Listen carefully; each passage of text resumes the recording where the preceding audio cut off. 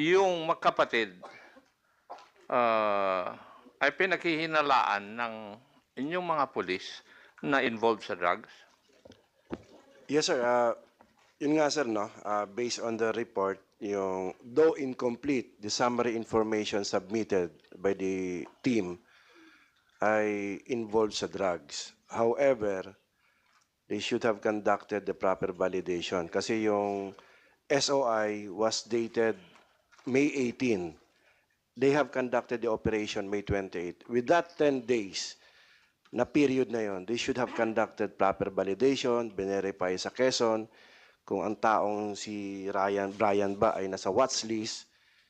In fact, on the day of the operation, hindi nila kilala fully yung personality na target nila. Alias lang, sir.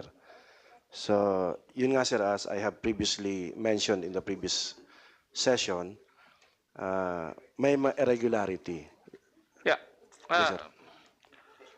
Kaya ko po tinatanong ito dahil merong mga dokumento na nasa aming kamay that the barangay captain concerned in Tiaong, Quezon and the barangay captain concerned in San Juan, Batangas denied na itong pangalan ni Adrian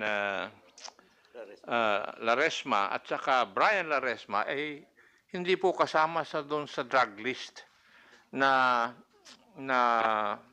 binibigay ng barangay sa munisipyo sa PDEA na siya nag-check tapos ibinabalik yung listahan na process na, di ba? Yes, sir. Are you aware of that of the existence of the two certifications of the two barangay captains? Yes, sir. However, sir, based on the current anti-drug strategy of the PNP, I can certainly say na hindi pa talaga natin naarok yung dumi sa ilalim. That's why we have, in the ongoing intelligence production on drug personalities, aminin ko, sir, na marami pa tayong hindi alam or newly identified drug personalities.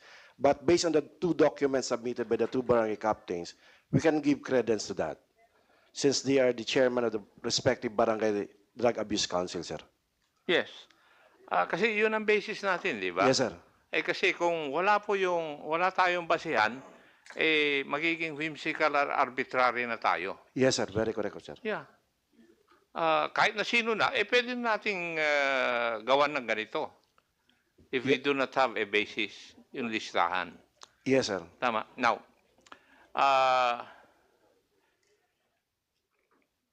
kung titingnan po natin yung statement ni Adrian Laresma, 6:16 ng gabi nang umalis siya para magkita sila ng kanyang kapatid na si Brian. Tama? Yes, sir. And from yung presentation ni Honorable Fernandez, 4:26 ba, kumilos na yung team ni Macaraeg para mag-operate. Tama? Yes, sir. So, what does that tell you? Basically, sir, from the look itself, ay hindi pa sanctioned yung operation. Because as I can recall, the clearance given by PDEA 4A was around past 7 p.m. Yes. So the operation was not sanctioned. Was not sanctioned, sir, per regulation, and basically illegal, sir. Thank you, sir. So, bilang isang investigador, what would be your conclusion? Ang ibig sabihin, nangyari yung operation, may bulilyasong nangyari, ginagawa na nila ng paraan na maging legitimate yung operation? Yes, sir. From the start, sir, there was lying by... Mahirap i-correct ang pagkakamali, sir, ng ang dami uling i-correct mo, mali naman. Mahirap i-controlin, sir. So, mahirap maging consistent sa pagsisinungaling. And also, their testimonies or affidavits were contradicted by the CCTV footage presented by the Honorable Chairman. So, doon, sir, medyo pong na tayo. Kaya nga yun ang mga katanungan ko eh. Kung babasahin ko kasi yung mga affidavits, hindi nag-uugma doon sa timeline ng ng video. Yes, sir. I were very appreciative, sir, with the evidence presented by the Honorable Chair Fernando. And if we may be given a copy, sir, it will form part of our I evidence, will sir. be citing you in contempt, PD. My name is Dan Fernandez, Ay, not Fernando. my apology, Mr. Chair. Dan Fernandez. Sorry, sir. Kasi- Rest assured, sir, that the evidence, sir, will form part of the proceedings that we are conducting, the admin. And of course, this will be submitted also in the criminal procedure, sir. Criminal trial, sir. Thank you, sir. Thank you. Doon din sa statement ni Adrian, as compared to the complaint affidavit prepared by a certain Lieutenant Colonel Fronda and Police Staff Sergeant Penid, doon sa kay Fronda at kay Penid, wala po akong makitang red car. Would that be correct? Yes, sir. And doon sa statement ni Adrian, sinabi niya na 2 kotse ang nakita niya. Isang pula galing sa Barangay Lipahan, San Juan, Batangas, at saka isang berdeng sasakyan na walang plaka mula sa Barangay del Rosario, Tiaong, Quezon. Now, the video presented ay 2 kotse rin ang sinasabi. Yes, sir. So, yung mga investigador, either minamali ninyo yung investigasyon ninyo, kinukulangan nyo ng data or facts, or talagang hindi kayo marunong mag-imbestiga. Di ba? Kasi very clear yung affidavit ni Adrian Laresma eh. 2 kotse.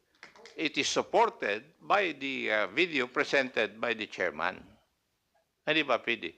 Yes, sir. That's why, sir, in our succeeding reports, as we have pledged in the previous hearing, we will conduct a continuing investigation on this matter, sir, later, which we were able to establish these 2 vehicles.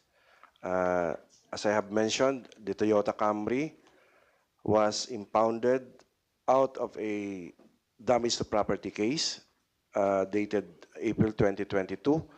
And the second one, sir, allegedly, which will i-validate po namin, it was loaned to the San Juan Municipal Police Station by the LGU, but based on the name that we have researched, said vehicle, sir, is owned by an individual.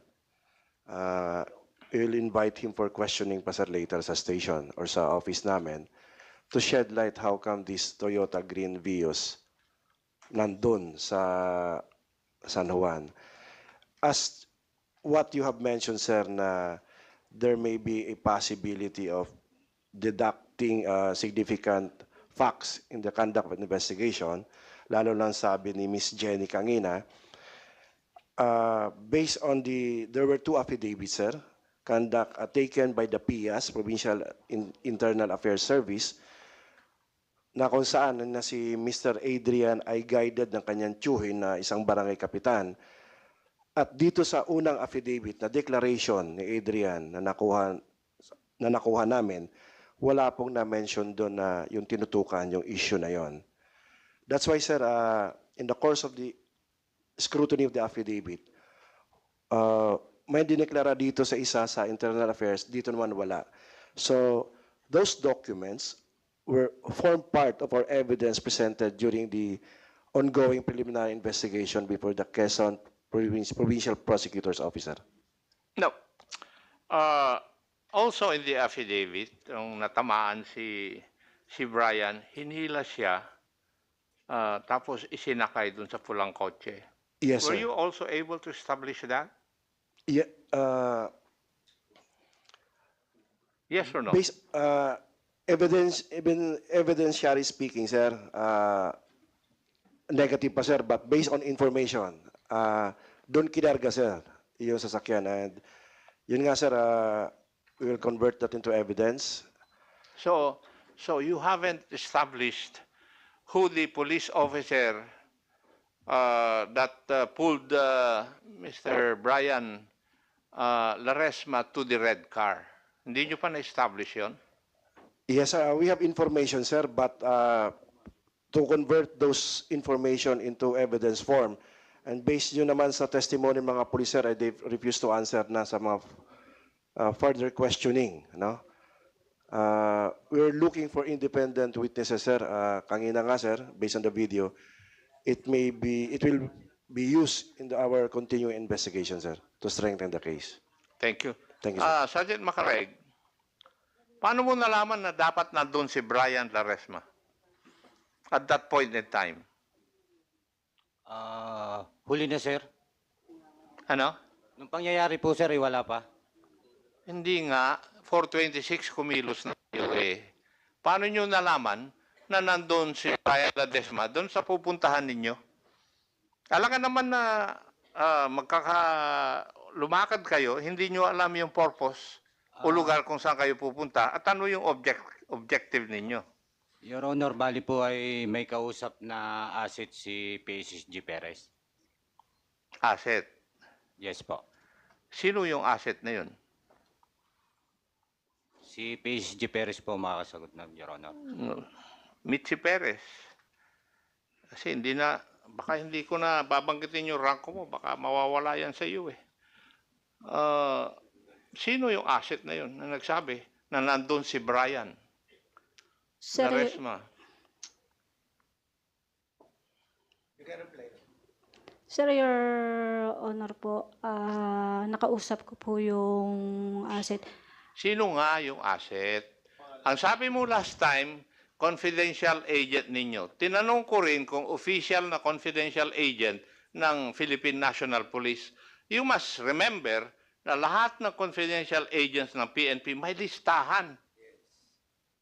Iha. Yung iyo, hawsyaw siguro.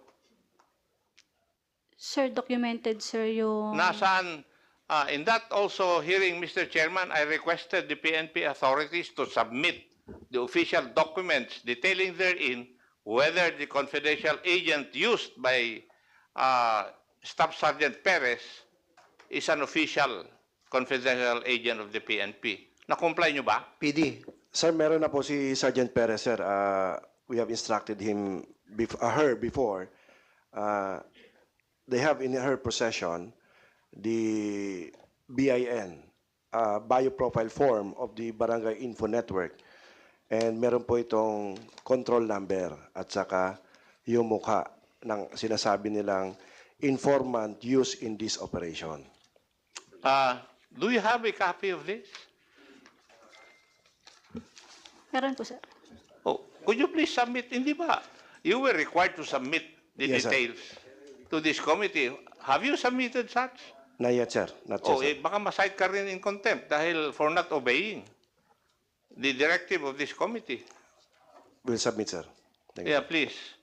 Kasi gusto kong makita talaga kung totoong confidential agent ng PNP, officially, or hawsyaw lang na agent. Maraming ganyan eh.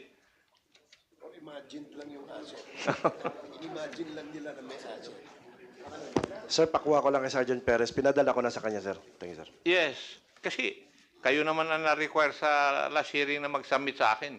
Hindi naman si Kwan eh. Ang pinasasubmit lang kay Sergeant Perez eh, yung details.